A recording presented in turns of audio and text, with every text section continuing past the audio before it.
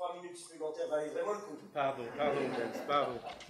Alors, nous avons réussi, avec 3 intervenants, à avoir en fait l'équivalent d'au moins 4 interventions, parce qu'il y en a 2, si je veux, qui portent sur l'influence, la portée de la pensée des idées de Che internationalement, et puis 2 interventions qui portent sur la dimension économique de la pensée de Che, y compris dans ses applications actuelles. Donc, ça fait 4 interventions. Donc, la place de Salim est bien remplie. Est-ce que vous avez des questions, des commentaires, des questions courtes, des commentaires courts pour que tout le monde puisse avoir l'occasion de parler? C'est ici, voilà.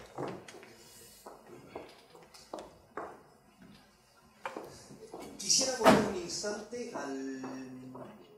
a la relación entre Che y Correa y saber si hay una presencia importante, ¿no?, del Che dentro del discurso político de Rafael Correa y a lo mejor dentro de su estrategia de comunicación. Gracias. Alors,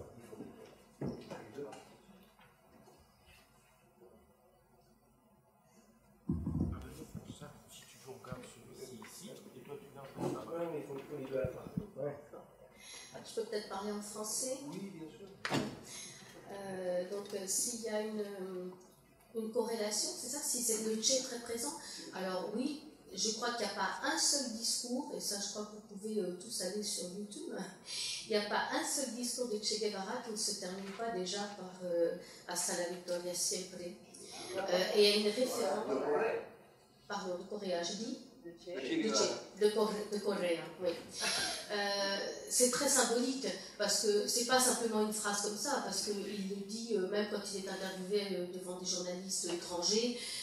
Donc oui, bien sûr, il y a d'abord une fascination, une admiration énorme, et il le dit très ouvertement, Rafael Correa, vis-à-vis du Che, de sa personnalité, de son exemple, de son intégrité, mais aussi du fait que de sa liberté quand même de penser, même s'il est effectivement marxiste-léniniste, mais il y a, alors on pourrait parler peut-être d'une instrumentalisation, hein, bien sûr, du Che de la part des gouvernements actuels qui s'appuient là-dessus. Mais ça leur permet justement de pouvoir envisager un socialisme qui est le socialisme du XXIe siècle, qui ne ressemble pas au socialisme traditionnel qu'on a connu en URSS, et qui provient aussi directement de l'exemple de Cuba, qui a été le premier exemple d'un pays qui a intégré la dimension internationaliste dans sa politique.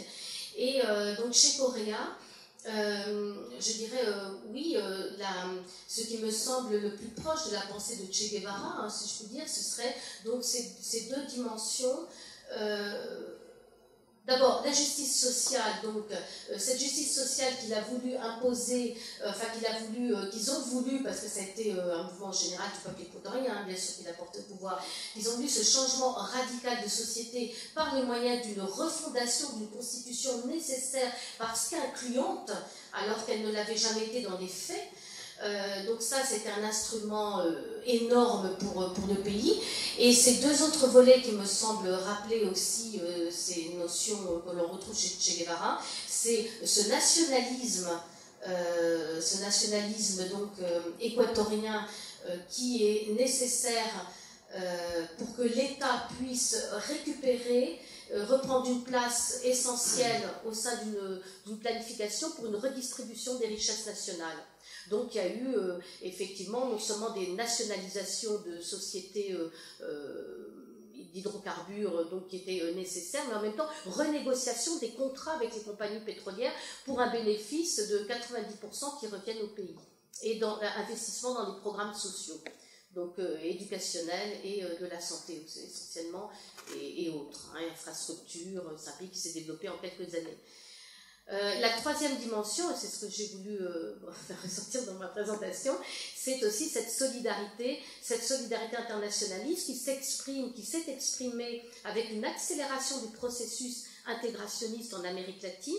Ça a démarré en 2004 et le lancement en 2005 de l'ALBA, qui est tout à fait original, hein, comme j'ai essayé de le montrer par les valeurs d'échange et par le souhait de développer un nouveau modèle de relations internationales qui ne soit plus basé sur l'intérêt et sur l'imposition, mais sur un compromis, sur des compensations et sur le bien commun de tous.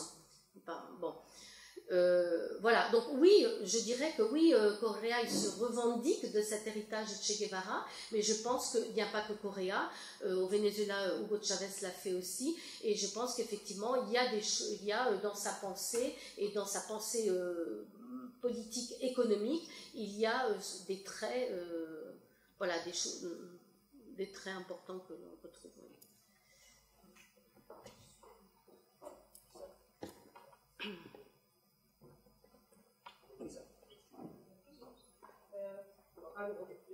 Une question très brève pour toi.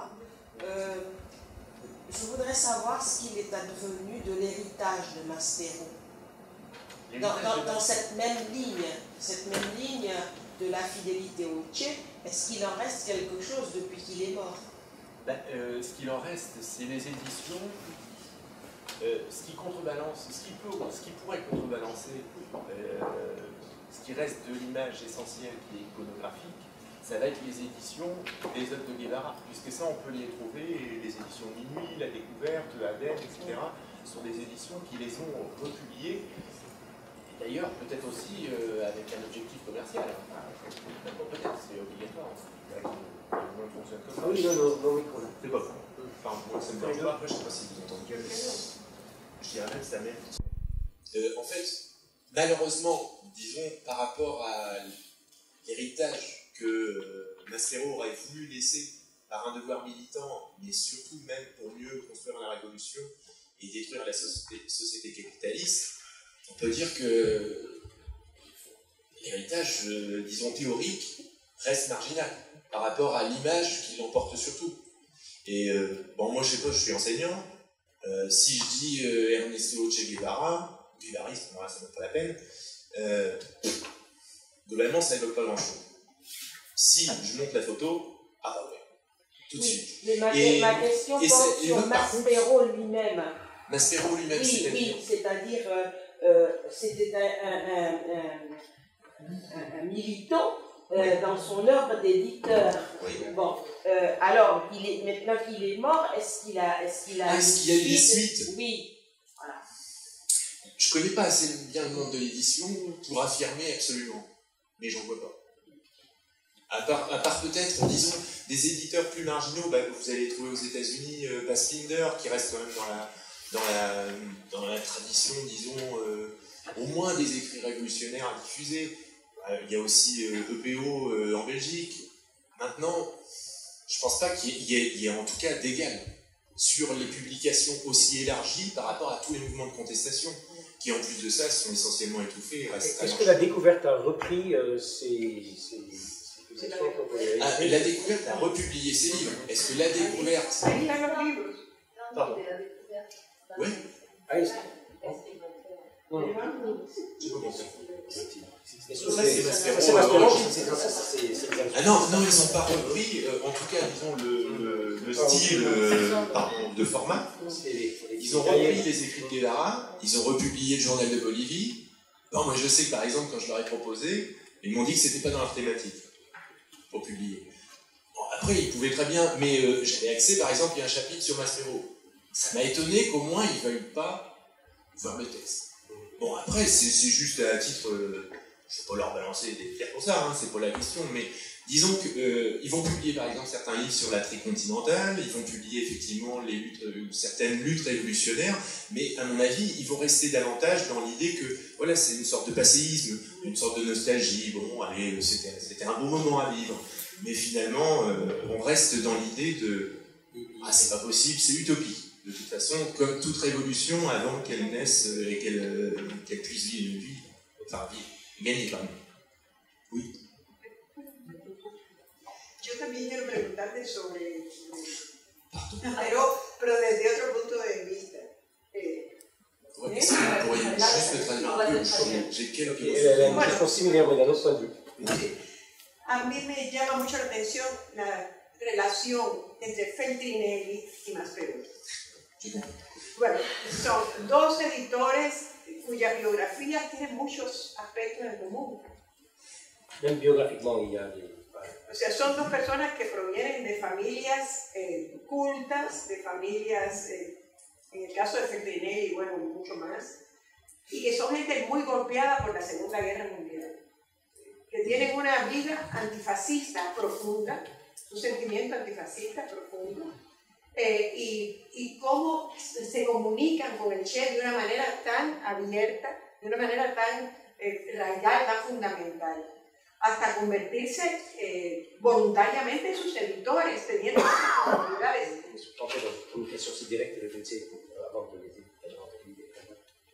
No sé si has pensado en esa posibilidad, es que es muy interesante el hecho de que estos dos individuos de pronto entran en la escena mundial como editores de Che Guevara, gente que, bueno, Feltrinelli llega hasta convertirse, meterse en las Brigadas Rojas y morir con una bomba, etc. Pero a mí me resulta de interés, no sé si lo has trabajado. Sí, je parlerai un peu de aussi. Alors, la meilleure personne pour répondre à cette question, ça serait Julien Hage. Mais j'ai lu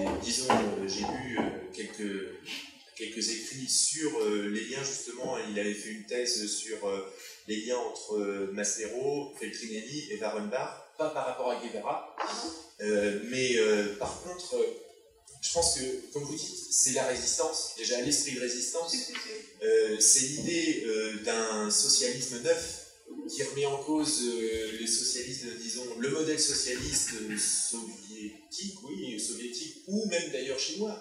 Finalement, c'est essayer de trouver une sorte d'humanisme révolutionnaire, et Guevara l'incarne en fait.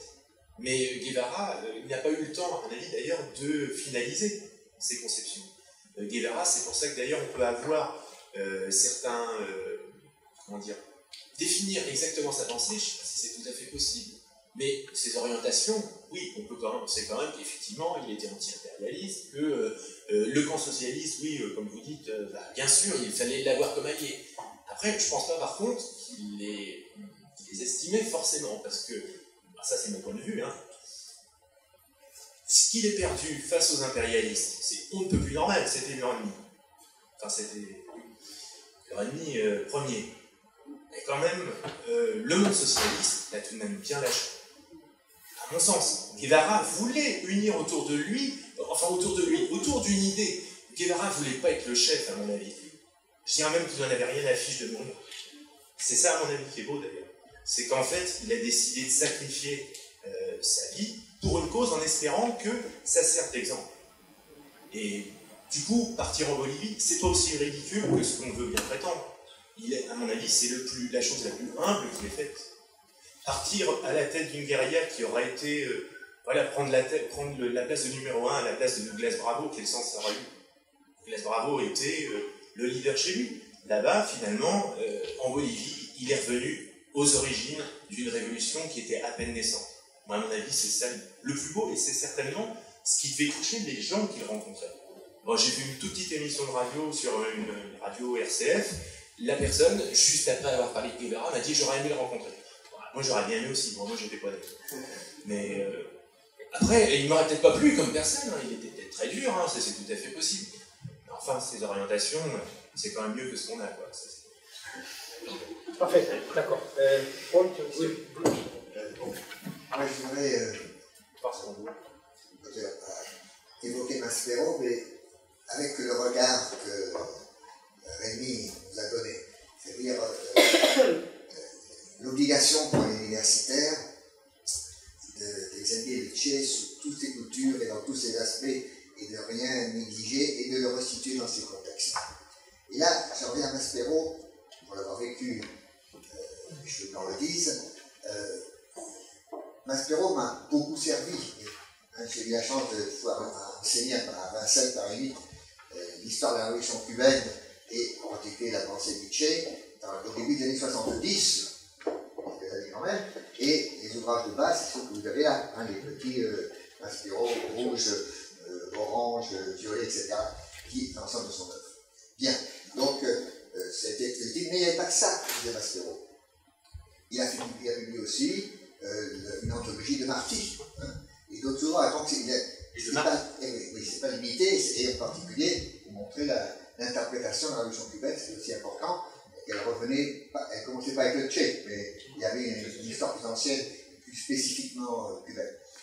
Bon, ce que je veux dire par rapport aux publications de Maspero, c'est que ça avait aussi une finalité de politique intérieure. Maspero publiait ce qui pouvait nuire au Parti communiste.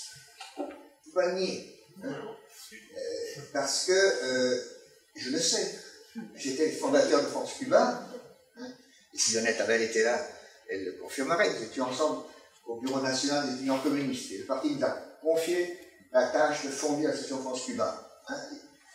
On était deux dirigeants nationaux d'une branche du Parti communiste. C'était en 1960. En 65, quand Maspero a commencé à publier. 60.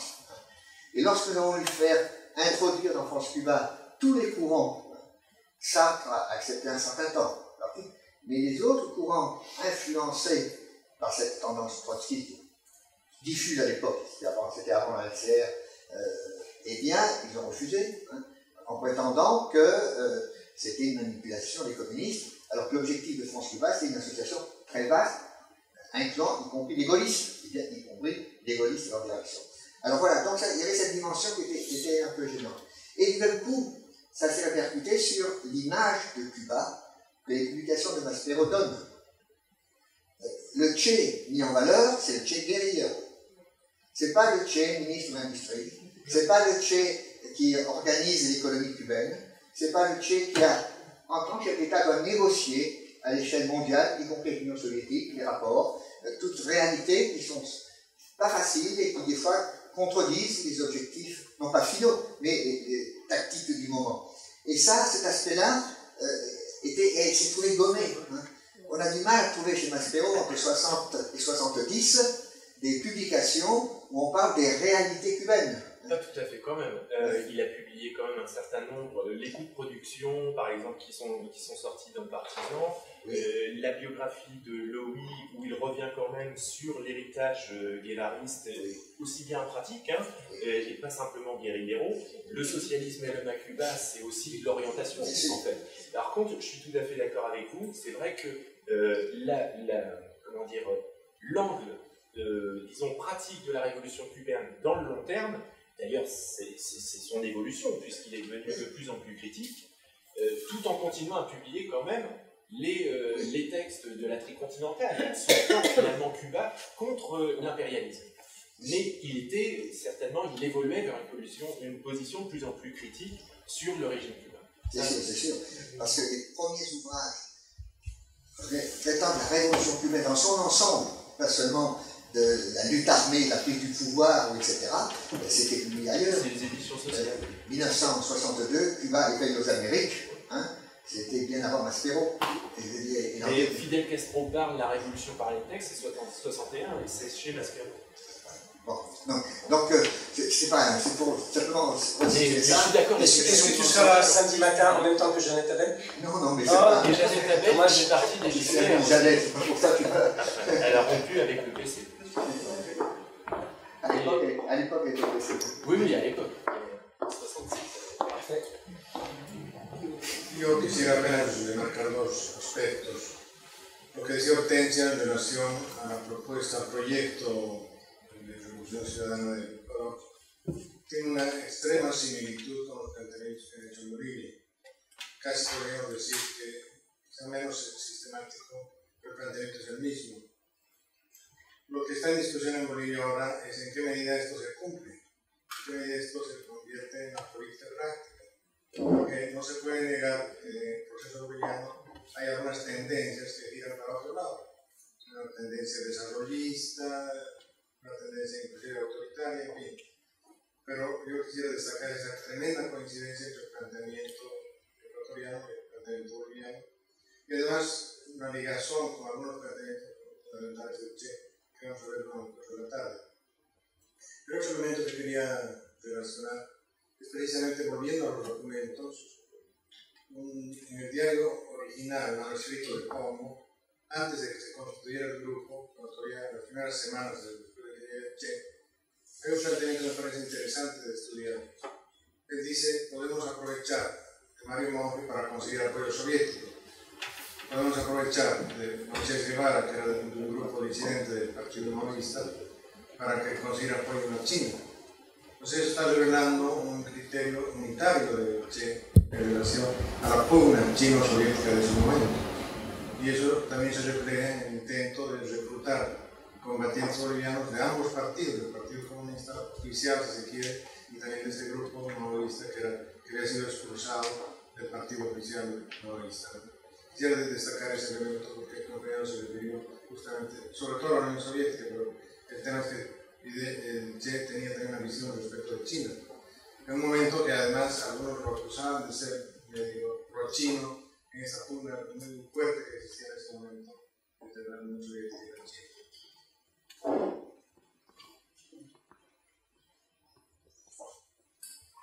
Avez-vous des réactions à ce débat?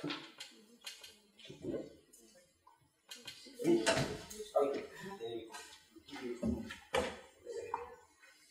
Sí, estoy completamente de acuerdo con usted.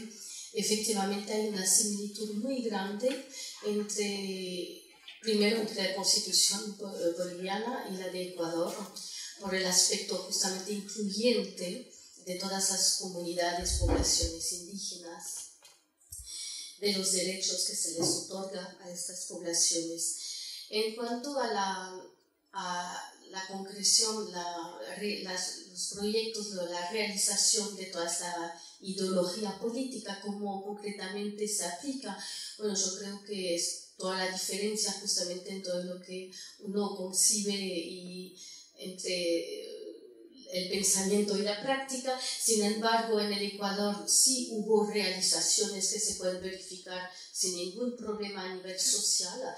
Claro que eso no fue tan fácil. No hay que olvidar que el Ecuador como Bolivia son países pobres y Rafael Correa no siempre lo repite, lo que significa que con el proyecto muy interesante de la iniciativa ITT Yasuní que procuró lanzar Rafael Correa justamente para poder pasar a una época post-petrolera, lo que fue completamente nuevo, uno de los primeros países que proponía eso y pedía la colaboración internacional de todos los países ricos como ya para poder llevar a cabo su proyecto. Pero no pudo conseguir todos los fondos que se necesitaba para eso. Entonces, ¿qué pasó finalmente? Ecuador necesita la explotación de su petróleo porque no tiene tantos recursos tampoco. Y además porque estamos ahora en toda América Latina en un periodo de crisis, repercusiones de la crisis mundial, ¿no? Entonces se dejó, Correa aceptó finalmente la explotación de los yacimientos de petróleos en esta reserva natural de la biosfera, pero simplemente el Estado interviene, lo que significa que pone sus reglas y su legislación. Solamente 1% de estos terrenos en el cual viven poblaciones indígenas, 1% de este petróleo será explotado. Y eso bajo control de una empresa etática. Lo que no va a ocurrir la misma cosa que ocurrió antes en otras partes de Amazonía, cuando habían unas compañías petroleras como Texaco, que dejaron la Amazonía completamente contaminada, las aguas y la tierra. Pero eso, efectivamente, no hay que negar que hay conflictos sociales justamente entre comunidades indígenas que no quieren que se proceda a explotación mineras u otras en sus tierras, y eso no es cosa fácil. Nos queda tiempo para una pregunta. Vous ne voulez pas répondre? Si, ben, il avait... Attends, il y a Rémi qui avait... Il y a Rémi qui devait répondre. Ah oui, pardon. Non, après, Rémi. Pas de problème. Non, pas. C'était calculé. Il s'agit de la position du budget vis-à-vis du développement économique et de la spécialisation internationale et donc du recours à une seule ressource pour une seule spéculation en quelque sorte, pour obtenir des ressources extérieures. Parce que donc c'est négatif en ce qui concerne le développement général de l'économie d'un pays. Est-ce que, dans le cadre des critiques, entre guillemets, du Tché vis-à-vis de l'Union soviétique, est-ce que la culture du sucre à Cuba était une monoculture? Elle était certes rémunérée de façon importante, mais est-ce que c'était, malgré tout, est-ce qu'il considérait que cette spécialisation internationale pouvait être un facteur, non pas de sous-développement, mais un facteur un peu freinant en ce qui concerne le développement général de l'économie?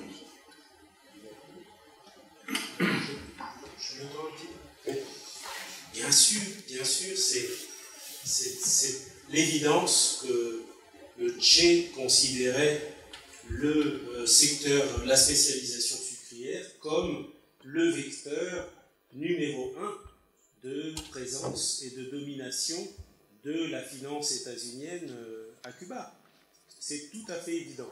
Ce qu'il y a derrière cette question, plus monoproducteur que ça, c'est pas possible. Mais ce qu'il y a derrière la question, en fait, c'est comme ça que je l'entends, une deuxième question qui reviendrait à dire, en fait, puisque Cuba est resté spécialisé dans le sucre, alors ça donnerait raison peut-être aux critiques du Tché là-dessus.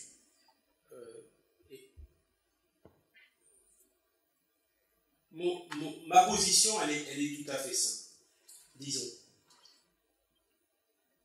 il y a une impossibilité structurelle à cette époque, comme pratiquement dans tout début de transition socialiste, à déformer rapidement, efficacement, comme on le veut, des structures de production qui ont été façonnées par des décennies de néocolonialisme, en l'occurrence domination états-unienne, mais par des siècles de colonialisme. On ne transforme pas une formation sociale, ses structures économiques, comme on le veut. Cette réalité, et ça s'explique à tous les niveaux. Au niveau local, de gestion d'une plantation, d'une centrale, au niveau régional, c'est-à-dire en l'occurrence même par la division socialiste du travail, mais je dirais même au-delà de ça, parce qu'on ne peut pas le faire non plus, parce que les lois du système mondial capitaliste continuaient à s'imposer malgré elles, y compris à l'Union soviétique. Le monde restait sous domination capitaliste, même du temps de la rupture soviétique et puis de la rupture chinoise. Et c'est pas peu rien, hein. C'était quand même des pans entiers qui ont basculé, le plus grand et le plus peuplé pays du monde qui ont basculé dans le camp socialiste. Malgré tout, l'emprise du capitalisme restait dominante. Comment un minuscule petit pays comme ça pourrait s'extraire, et comment de cette pesanteur-là? C'est tout à fait impossible, et le Tché le savait parfaitement. Est-ce que d'autres que lui ont prôné la diversification? Tout le monde était pour la diversification et la sortie du sucre. Mais je pense sincèrement que c'était impossible et que tout le monde le savait. Bon, ça ne veut pas dire que des efforts n'ont pas été faits, mais à l'époque, en situation de pénurie, en situation d'agression, y compris militaire de l'impérialisme états-unien, c'était impensable. Et aussi parce que des problèmes existent dans les instruments utilisés en économie socialiste, évidemment. L'affaire est, je dis, ma position est simple, elle est simple sur un nœud de problèmes extrêmement complexes. Il y a même des problèmes, disons, d'utilisation de certains instruments dans la planification, qui veut l'incitation au travail et tout, qui pose problème quand on fait une révolution. Le fait que le Che ait voulu la diversification est indéniable. Que Fidel l'ait voulu aussi, c'est tout aussi indéniable. Le fait que, 10 ans plus tard, il y ait à nouveau des contradictions, c'est-à-dire que juste avant la campagne des 10 millions, c'est-à-dire la continuité de l'hyperspécialisation dans le sucre, qui n'est pas aussi rationnelle qu'on le dit d'ailleurs, hein, parce que Cuba avait immédiatement intérêt à ça. L'Union soviétique assurait la protection militaire et l'aide technique, financière, économique, à tout niveau. Donc c'était tout à fait rationnel de continuer ça.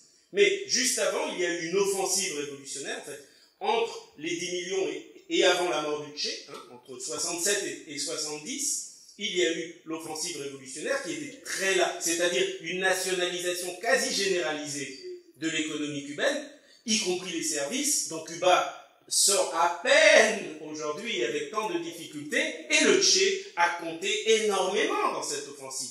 C'était en partie d'ailleurs les idées du Che qu'on appliquait durant cette offensive révolutionnaire. Donc l'image d'un Che monolithique qui est cohérente, non, c'est beaucoup plus partagé et contradictoire que ça. Ce que je dis, moi, simplement, c'est pour ça que j'ai dit qu'en fait mon idée était tout à fait simple, et mon intention l'est encore plus, c'est que si l'on veut être à la hauteur de cet homme-là, c'est impossible. Mais disons, si l'on veut être à la hauteur de l'honnêteté qu'il nous a imposé à tous, c'est ça, l'héritage numéro 1 du Che, c'est l'honnêteté. L'honnêteté qui implique la liberté, y compris par rapport aussi aux nôtres. Si l'on veut être à la hauteur de cette honnêteté, je crois qu'il faut saisir le Che dans toutes ses contradictions qui nous éclairent. Parce que c'est dans la révélation de ces contradictions, dans le refus de classer le Che dans tel camp ou dans tel petit groupe sectaire ou au service d'un tel contre tel autre, c'est là que l'on va trouver vraiment les sources et les moteurs de notre unité à reconstituer aujourd'hui. C'est ça qui me préoccupe, moi, numéro 1. C'est ça, évidemment. De la même manière que, mais ça passe aussi par beaucoup d'échecs, Cuba a été le seul et le dernier pays à tenter une réconciliation impossible, bien sûr, entre l'Union soviétique et la Chine. L'ambassadeur cubain à Pékin a œuvré pendant des semaines et des semaines pour tenter de réparer l'irréparable. Mais c'était ce souci d'unité parce que les Cubains avaient compris, et le Che aussi évidemment, avaient compris l'importance fondamentale de ce front. Si, face à l'impérialisme, les socialistes ne répondent pas par un front commun, alors comment pourrait-on prétendre à une union entre pays du Sud et pays socialistes? Comment pourrait-on élargir même Bandung à l'Afrique continentale et au-delà? Vous voyez, mais il faut regarder le Che comme il était. Il est rentré de Corée du Nord et il a dit « Le pays qui m'a le plus impressionné de tous les pays socialistes que j'ai visités, c'est la Corée du Nord. » Évidemment, c'est pas très diplomatique ou poli de dire ça aujourd'hui. Oh là là, le Che, qu'est-ce qu'il a pu lui passer par... Il a pu lui passer ce qui lui passait. Il était comme ça, il est allé là-bas, il a vu un peuple qui avait subi une guerre, qui avait subi des millions de morts, qui avait été détruit, écrasé par l'impérialisme. Et par l'impérialisme états-unien, disons-le clairement, avec une réponse commune, soviétique et maoïste à l'époque, un peuple qui se remettait debout. Je ne suis pas en train de faire l'apologie de ça ou ça. Je vous dis simplement, le Che, c'est ça. C'est toute cette complexité. Si on ne veut pas la voir, alors on va en faire un dieu. Mais il ne faut pas compter sur moi pour ça, parce que faire du Che un dieu, ce n'est pas une position révolutionnaire. Ça n'a pas d'intérêt. C'est comme faire de Marx un dieu. Ça n'a aucun sens. C'est anti-marxiste.